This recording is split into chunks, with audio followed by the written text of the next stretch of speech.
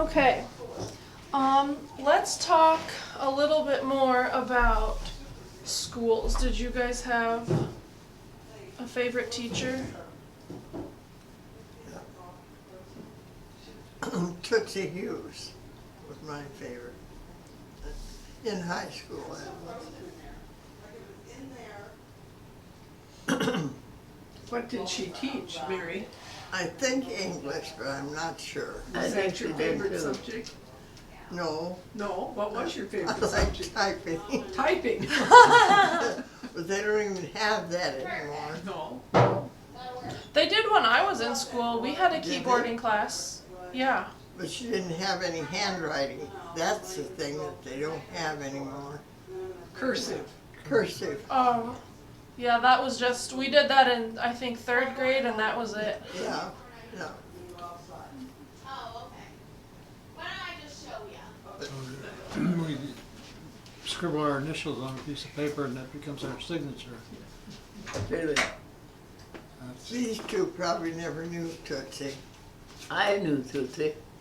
Well, not as a teacher. I think I did. What was your favorite class, Betty? I don't know, I like Bertha West, and hers was science stuff. We went out to her home out there in the timber Oh, that would be so much fun. on the Powell Road. How about you, Larry? my favorite was my science teachers. None of them were known by anybody here in Mount Vernon. But I mentioned one last week, kind of got me started in science teaching. His name was Frank Wing. And we always connected that, the wings. Yeah. We had good music teachers too, for chorus as well as for band. Very good directors. Did you play an instrument? I played a cornet now. How about you, Mary? Did you? No, but did you sing in chorus? Oh, yes. Oh, yes, yes. Well, Mount Vernon has always had good music I programs. play Yeah. the piano, so they don't play that in the band. No. Why not? Just carry I it don't along know. with you. I don't know. Don't play what? A piano and an organ. Oh, Could have done an accordion. I never did that one. Oh. I never played any instrument legally. Legally? What do you mean by that? Well, I pick up some. wanted to play the What? flute. And when my dad found out how much it was going to cost to rent that flute for 4 years, he suggested I might be more interested in a 50-cent pair of Can't do it. drumsticks. Get a harmonica, that's cheaper. Yeah, and so I gave up on music. Because I really did like the flute.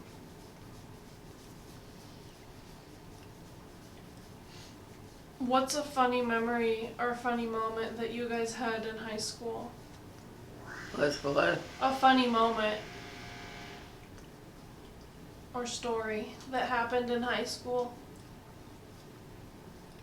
Well, it wasn't in my class, it was in my son's class. And some girl was making a cake for another teacher. And the boys got together and they put a whole package of X-Lax in that, Oh, God. in that as she was mixing it up. And Oh no. Brother. the cake was sitting there waiting, nobody was there to eat it yet. And this one teacher, I'm not gonna say his name, went by and he thought, oh, that looks good. And he cut himself a piece of cake, ate the whole piece, and he was out for like a week. He was sick, terrible. Huh? Poor devil. Well, he didn't know, but I don't know whether they ever did anything about that or, I don't know, but it was nasty. Well, did that teacher ever find out? I don't think he tried. He was a good teacher. Mm. We had a lot of good teachers. When I first came to Mount Vernon, I was scared to death. I was in 9th grade. And so I sat in the class. It was a typing class. And I sat up straight, you know. And some behind me was this big tall guy. And pretty soon here came a foot up around this way and right in my lap. And I never said nothing. I just sat still. And then there came this other foot and that right in my lap. And And by you? there I sat the whole time with those two big feet here, and all the kids, you know, giggling and laughing. I said, and nobody helped me. They just laughed at him. So, Do you remember who it was? oh yeah, it was Ward Hemingway. Hemingway. Yeah. No. Had you come from country school? Was that it, Mary? No, we were in Cedar Rapids. Oh, okay. My folks bought a farm out here. So I had to change. You had an interesting experience, didn't you? Yeah. But I was good friends with him after that. I said, why did you do that? I just wanted to. Yeah. Yeah. I don't remember stories about schools here because I don't help. The one I do remember has to do with the science class. It was the second year biology we had. And in that class we dissected a fetal pig that was injected with red and blue latex for the arteries and the veins. And the unofficial test was to see how much you could get out intact without it splitting apart. And then, of course, whoever got the biggest amount out was the one most likely to be accepted as a date for the prom. When he gave his heart to his girl. That's gruesome. We were a strange bunch of people.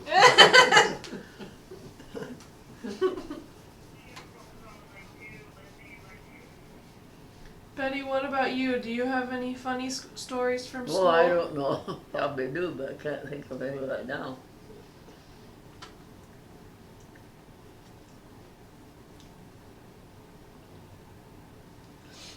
Science was also the end of my athletic career. I went out for wrestling in my freshman year.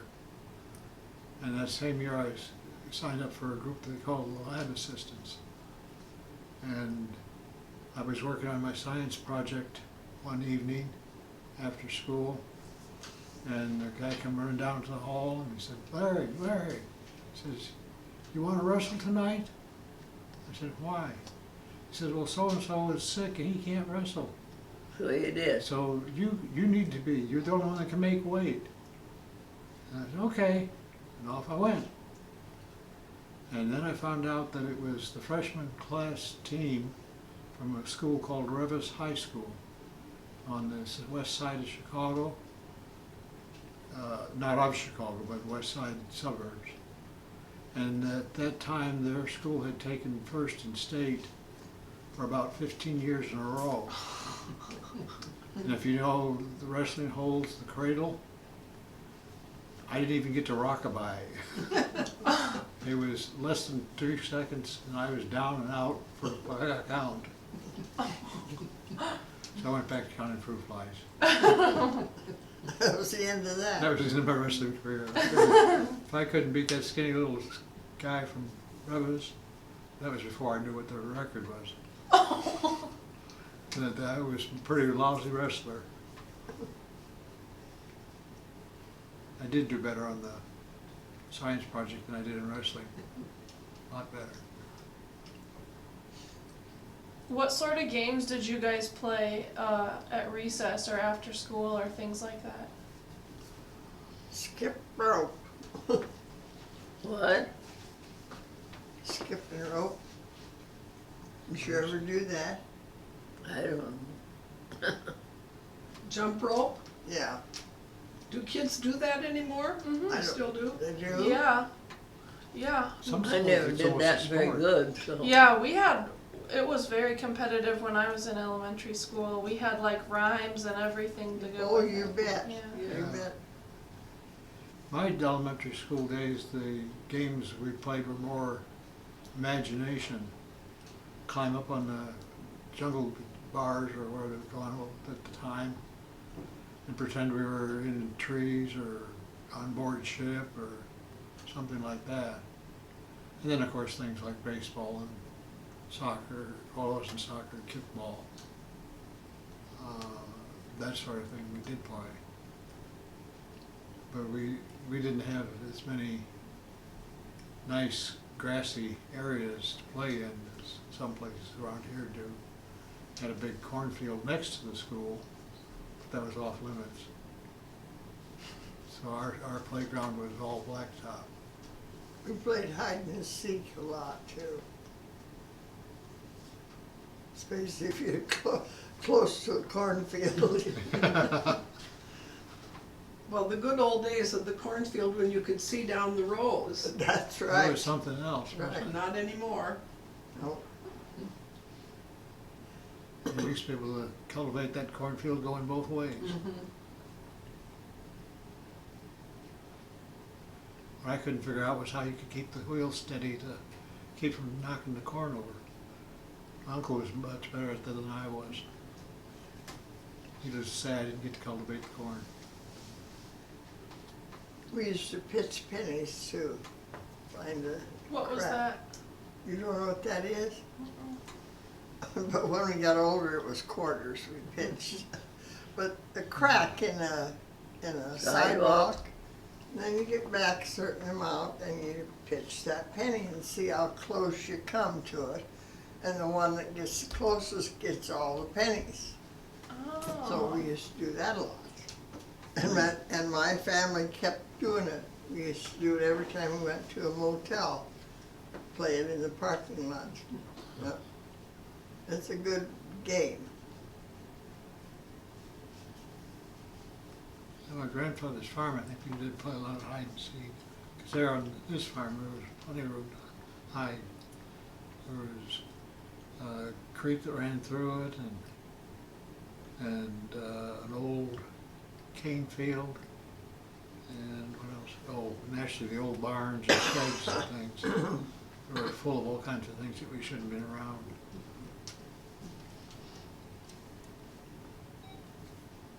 I wanted to come back for a homecoming dance, and that was a mistake because everybody had dates, you know, and I came back and figured I'd have a good time with everybody, and that didn't work.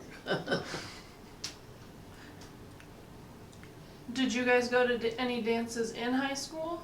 Do Oh, what? Of course. Go to any dances in high school? What were those like?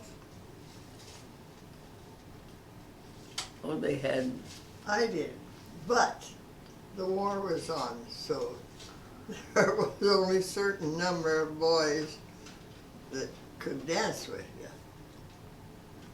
And Jackie Jones, Yeah.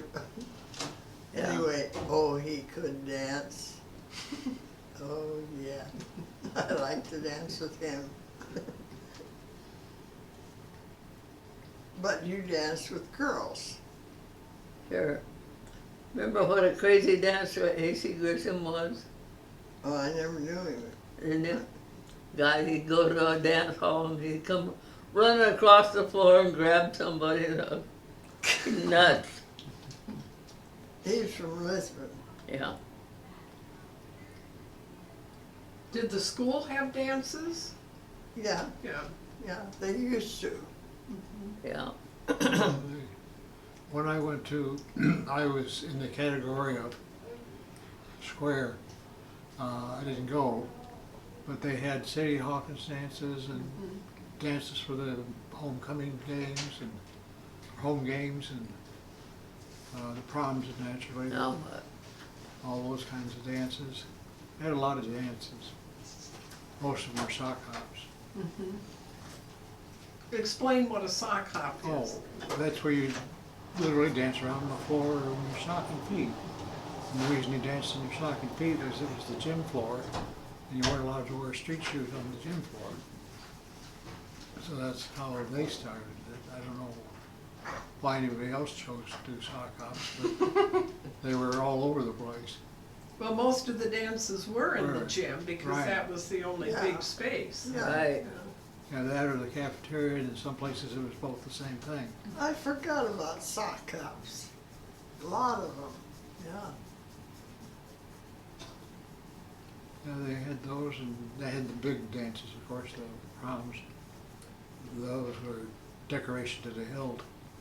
The gym would end up looking like Caribbean Island for Blue Moon or something. They all had a theme. And everybody had to be on the committee to decorate. Well, here they would. When I taught at Loudon, they did. Everybody was on the decoration or committee or something. They did a play, everybody was in the play too. Where I went to high school, they didn't have that luxury. There wasn't enough room for people in the gym to put everybody in at one time. Because our gym was standard size high school gym for basketball, and their school size was about 360 per class, so around 1,200. So it'd been a pretty big crowd. You know, when you were seated in a class, always went by alphabet, your last name. And so with me, there was a boy named, his last name was Brace, and then Browner, and then Blinks, right in a row. And one time this Brace, he was a character, tell ya, and he said, Mary, look at the soup, because he was teaching the class. And I said, what's the matter? And he says, look on his face. And I said, no, I'm not going to. And he said, I told you to look at him. And I said, I'm not going to. I had hoop earrings in then. And he stuck his pencil through it. And he said, if you don't look, I'm going to pull this through your ears. Now this is all whispering, of course. You decided to look, didn't you? And he said, now look. I said, I'm not going to. And he pulled it. Of course, the blood ran, you know. And of course, then the soup said, wanted to know what was going on. Well, Brace wasn't going to tell. And I wasn't going to tell either. So we got sent to the office. And we sat there for 3 days, Brace and me. Neither one of us could tell. Finally, they decided, oh, forget him. Well, you little devils, weren't you? Yeah. Troublemakers. Well, his pants was unzipped, and that's what I'm not looking. Brother. Yeah. Do you guys remember any Halloween pranks that people did in high school? Or that you did? I remember one time, it was Halloween, and the country school had an outhouse because come along, they wanted to tip it over, two of the boys wanted to tip it over, and they said, you know, our dad is gonna have to set this thing up tomorrow. So, but they did it anyway. That was all the joy for Halloween, was upsetting toilets. Well, everybody had one then. Right. And my dad, he was something else, but he knew they were going to upset our toilet. So he had some help, and they moved it about that far ahead. So they'd step into it. Yes.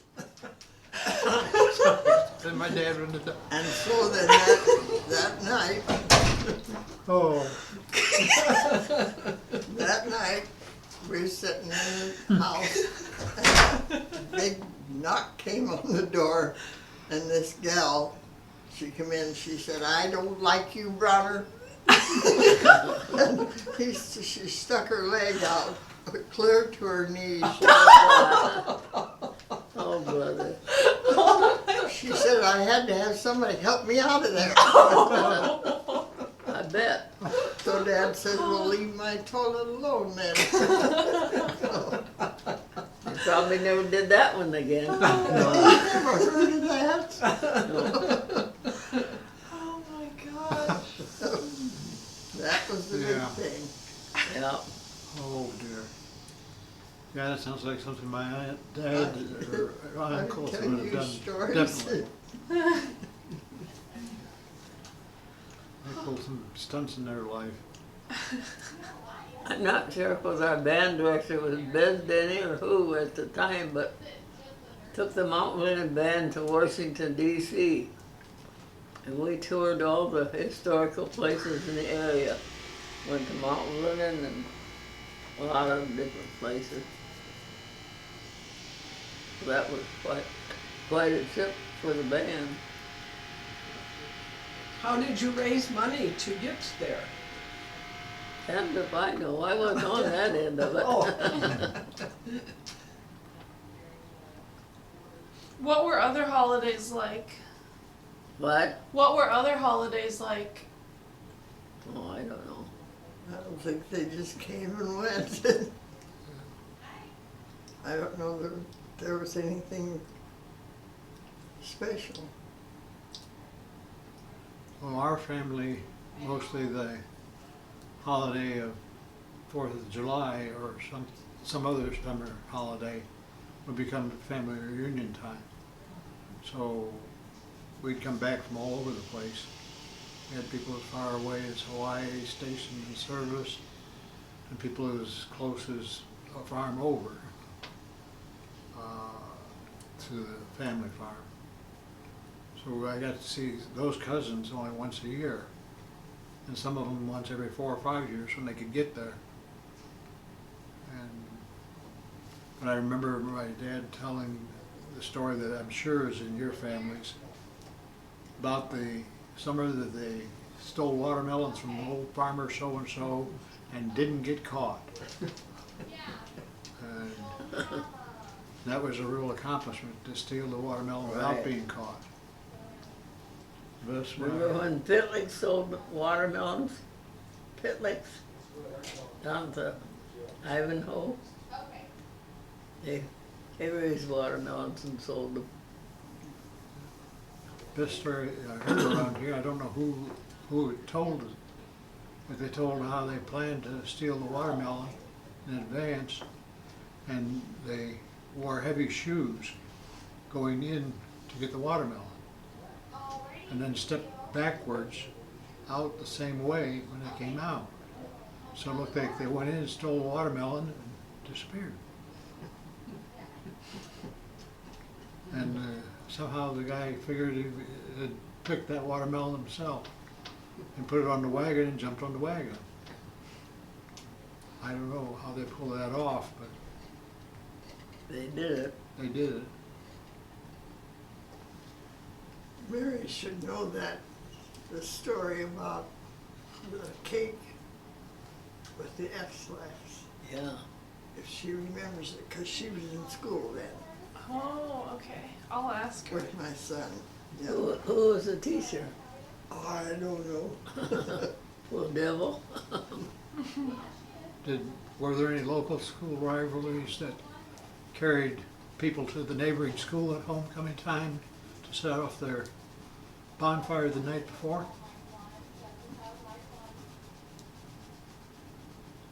No?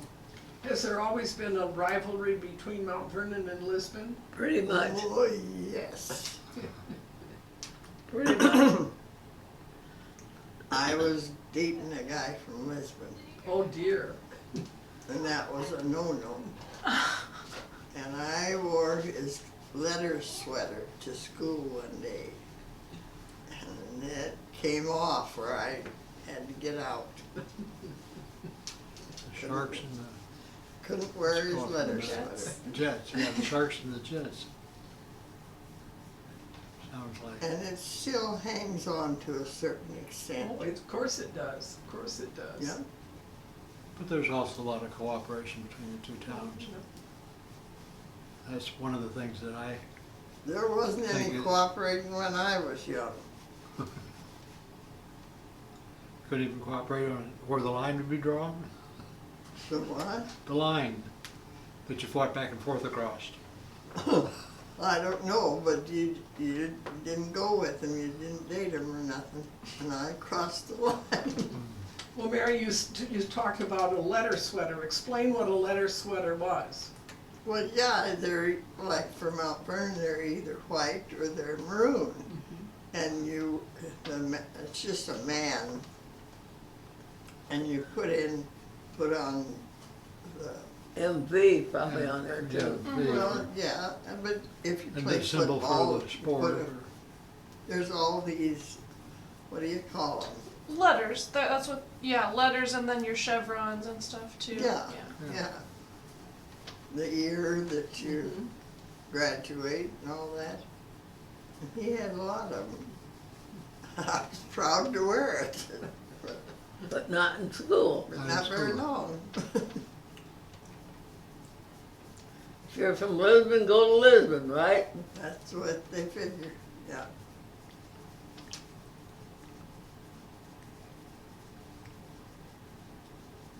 And I couldn't imagine that kind of rivalry because my Lisbon was Hickory Hills. I lived in Palos Hills. But the school districts were the same district.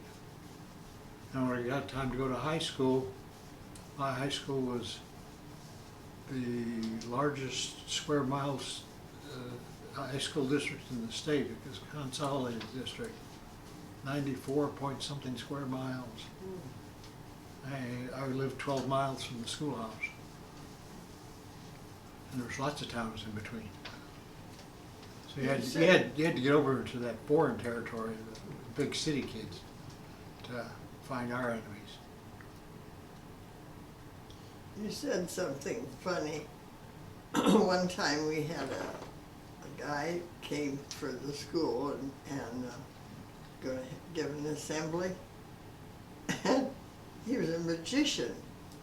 Of course, we was all sitting in the pews or whatever they are.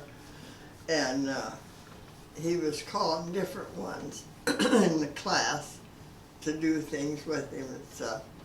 And so I was one of them that he called. And he reached over in my pocket like this and brought out a cigarette. And I thought, oh, that wasn't mine, and I told him so. He said, yes, it was. But my brother happened to be in the audience and went home and told my mom. Oh no! Oh boy, Mom called the school. I finally got away with it. It wasn't mine. Defamation of character. I don't know. He some way did it with his hands and. Sure. Did you guys have special assemblies like that very often? You mean assemblies? Yeah, like with the magician or with other Yeah. things like Yeah, that. they did. Yeah, quite a bit they did. They usually, at our school, they were usually connected with some promotion for the Army or a school of arts or something of that nature. I think they did it once a month, Mary, do you remember? I don't know that there was a certain time that they did it, but they did it quite often. Yeah. And all the kids went to them, something different. Yeah, get out of class. Of course you go. That's right.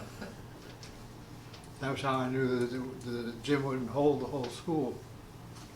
Because we had to have 2 or 3 sessions in order to get everybody in to see it. Of course, you had to have them seating, the seniors got to sit to the front, and then juniors and right down the line. But you had to sit in your right place. Right. You couldn't just sit any place. We sat by class. Yeah. So if there was 4 English classes that period, there would be 4 little groups of English students. I went to Springville through 4th grade. In 5th grade, then I would have got to go to the big old building, and crap, I didn't get to do that because I moved to Mount Vernon. So I went back to visit one day so I could see what it was like in that old building. So I did it, visited with some kids so I could see what it was like. Something else. You could do that in Iowa schools a lot. I visited Story City High School one fall. It was the same school my mother graduated from. And I think there was 1 or 2 teachers that knew her. Probably they'd been to school with her at the same time rather than teaching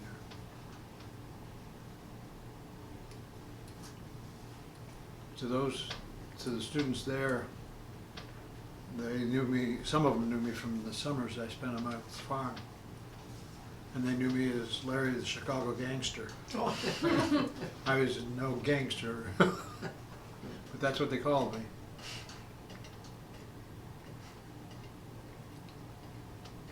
But I liked school. I had a good time in school.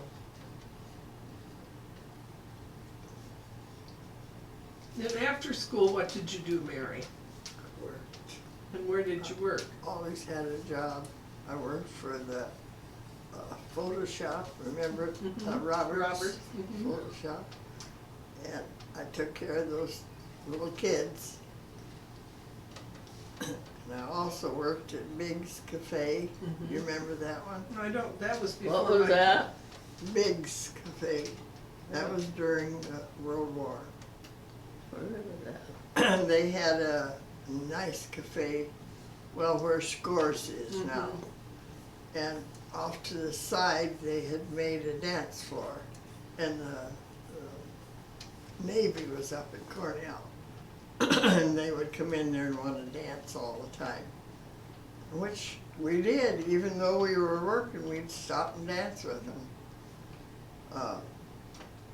But so I was busy in the afternoon, after school.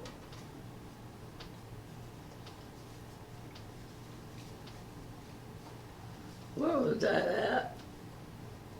Biggs, where Scores is now. Where is that? It's where Shuts used to be. It doesn't help me. The pharmacy. Remember Shuts? Oh, Pharmacy? yes, yeah, It's where they used to be. okay. Betty, what did you do after you graduated high school? I went to business college, Cedar Rapids Business College. And I got a job just behind the business college, so I was on First Avenue. Worked for that company for 7 years before I got married. And Larry, you went to Cornell, I went to right? Cornell as a freshman and was doing real well in science, naturally. But I couldn't cope with some other things, and so I received an invitation that spring to look over my life and see if it fit Cornell. And I decided it still did, but I couldn't go back at the time. So I started going to the junior colleges in Chicago and working there.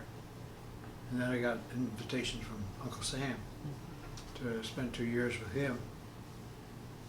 And then I came home and got married and came back to Cornell and finished the last 2 years there.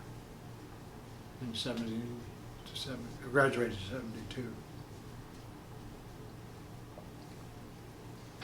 So that's what I did.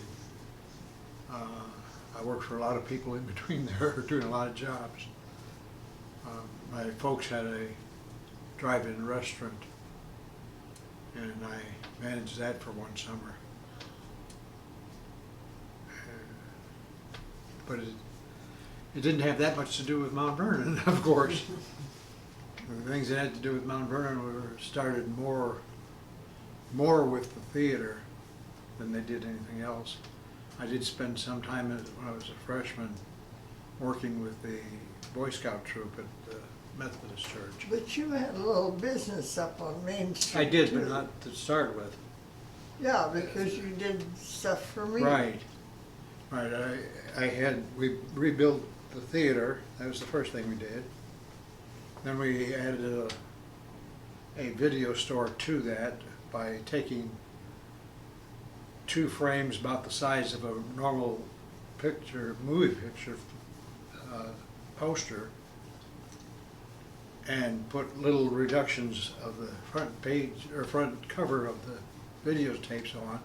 And we have to traipse up and down the stairs to get the tapes for people who wanted to watch them, because the only place we had to store them was the projection booth. And then we sold the theater eventually and went up on Main Street with the video store and added a office supply and print shop, which we ran for a while. Whereabouts were you on Main Street? We were next to, What? well, we were in the old bakery. That's what we were. Okay. In what, Yeisley's? Yeah. Nice to the old Okay. bakery. Yeah, that's where we were. We Okay. were in Geis's old bakery, which On is the north next side. door to Pringle's real estate or something. The bank was along in there. Yeah. What? The bank. Yeah. Yeah, when I first started there, I was also working for the Center Point Recycling Toner Cartridge Company. And they had their office there, but they didn't have a retail store. So the front of the building was pretty much empty. And we thought we ought to put something in there, so I moved You got yours. my store down there and we put them together. I worked for them in the day when I wasn't working for myself, and did printing for people when they needed it. And printed a lot of strange things. I printed the print proof copy for a national publication for they're building the building out here now with the concrete preformed walls and things. Oh, okay. Step up. Anyway, the architect here in town was the person who wrote the articles for the magazine and did the stories.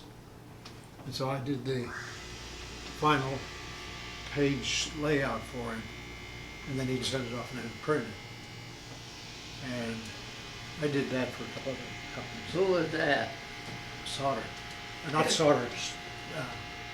Sauter was a doctor. Yeah. No, but Ed Sauter Ed is, Sauter, yeah. is still an architect. He is still an Yeah. architect. He's probably still involved with the magazines. I don't know. But there was also a society of something. It meant they did studies of people's sexual habits. And they had a lot of publications that they printed and sent out. And we did the printing for them for a while. So it was, Made So- for good reading, huh? well, I don't know, I didn't have time to read it. I just printed it and collated it. No, it was a professional society. Oh, yes. Several What was educational that doctors. called? That one that came out in. Well, Kinsey's the Yes. report, Yeah. but, Yeah. That's not that. Howard Ruppel. Yeah, Howard Ruppel taught at the University of Iowa. Right. And that was His- his class. his group. Yeah. Oh. yeah. Yeah, it was a legitimate group. Mhm. Yeah. But we did a catalog for a artist. I can't remember her name. She was from Waterloo. And we had to have the printed copy of the catalog be exactly the color and tone of the art, of the painting to begin with. Sure. And that was fun, trying to get that done. because we printed it in color, and we did it. We had to do it with photocopies. We couldn't do it with print. I didn't have a press that would print that good of color. But she sold a lot of artwork that way. I'll bet. And so that's the unique thing, I think, one of the unique things about Mount Vernon that I can speak about is the attitude towards business and the community involvement of the business. People that work in stores in this town don't work in stores. They work in homes. They may be on Main Street, and they may have a doorbell on the front, and they may have a sign in the window, but it's their home. And they treat you that way when you're in there. And because of that, sometimes there's fluctuations. Somebody will come in and have a great idea. They know it's going to sell good because their 20 friends like it. And then they find out that the 20 friends is the only ones that like it. And that business closes up. But there's always excitement about something new because the people are so involved in their business. Seamstresses did well doing couches and chairs and things like that for people. So we did my rocking chair. I didn't have her do the theater seat, so. That would be a big job. Yeah, that would be a big job, and it was a nasty job too. Because things were always breaking in those. You had to repair them. And you couldn't put a seat out there that had a tear. If you put one seat in the theater with a tear, next thing you know you had 6 seats with a tear. Because everybody wanted to leave their matching initials.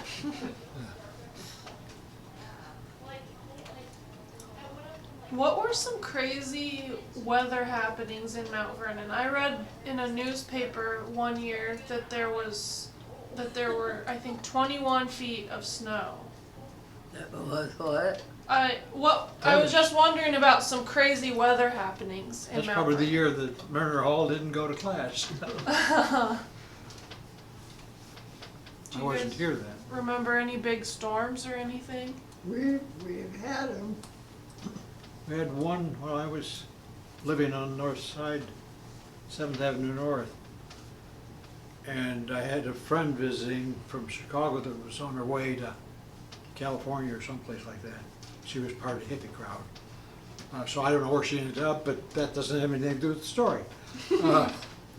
She was stopped here to visit with my wife and I, and then was going to go on, and she was traveling by bus.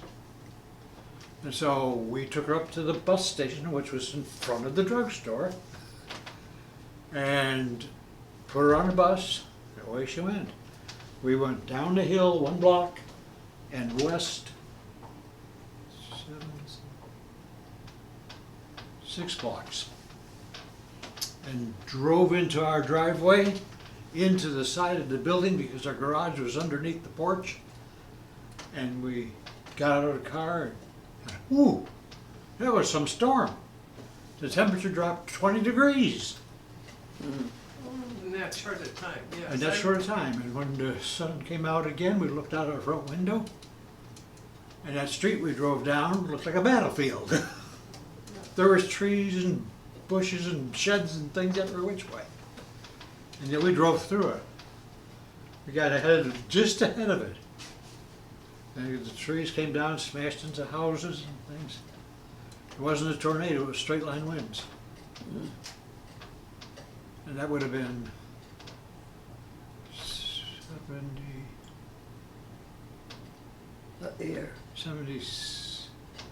around 76, 75, someplace in there. Because it was, maybe it may have been earlier. Might have been earlier because I was shortly after I left to come back to here as a student, married. My brother went to Cornell, started out at Cornell, and there was a teacher, professor out there said you should go to a school that teaches voice because you've got a good voice and you could be an announcer or something. So he ended up in radio school in Kansas City. Became a radio operator for airlines. That's what he ended up doing. So, for years. Crazy, huh? And I just remembered a Cornell story about an athlete that I don't know how much is legend and how much is true, but he was an athlete while I was there. He was a football quarterback. What was his name? I think it was Ash, but I'm not positive. Ace?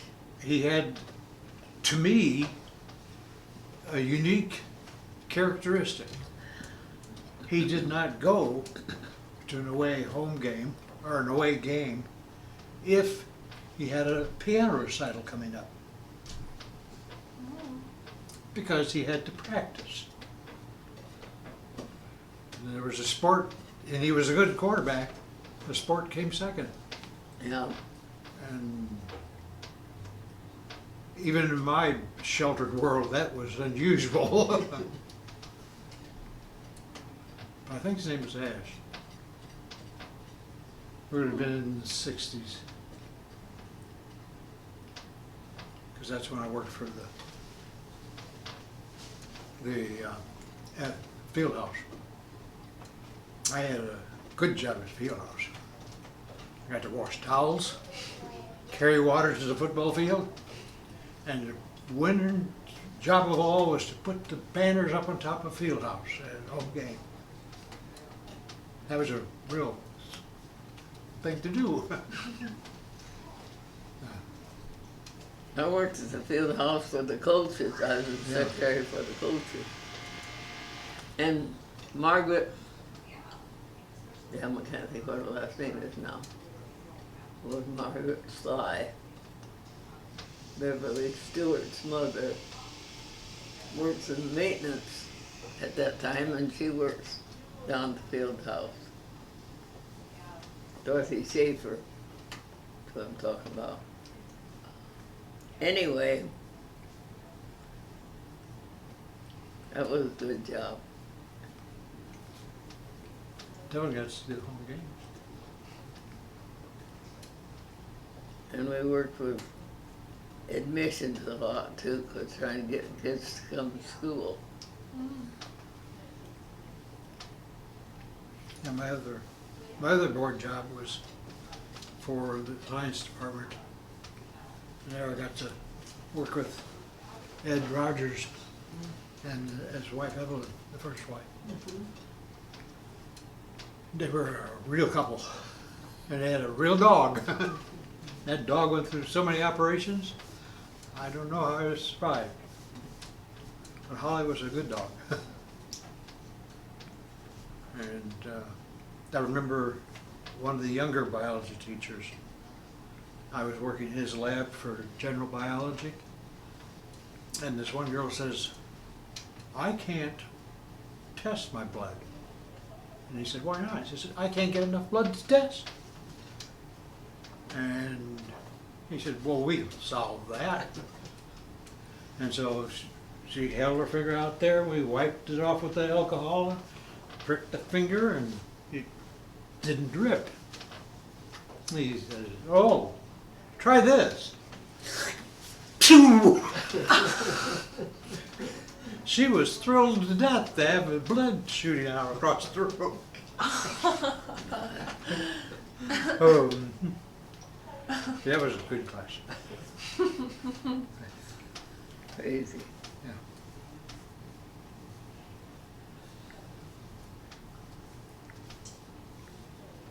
And the other job I did on more of a volunteer basis than an actual job basis was when I was working for the grounds crew. And they had this big planter in front of between the old Sam and the library. I don't know if it's still there or not.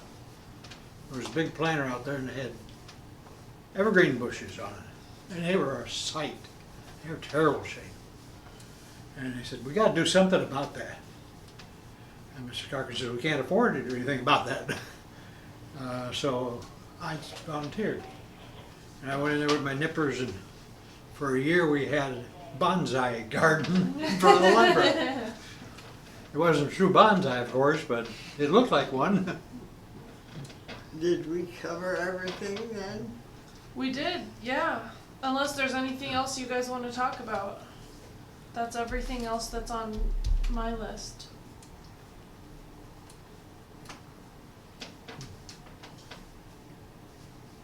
Okay. Awesome, awesome. Thank you, guys. Yeah, thank you.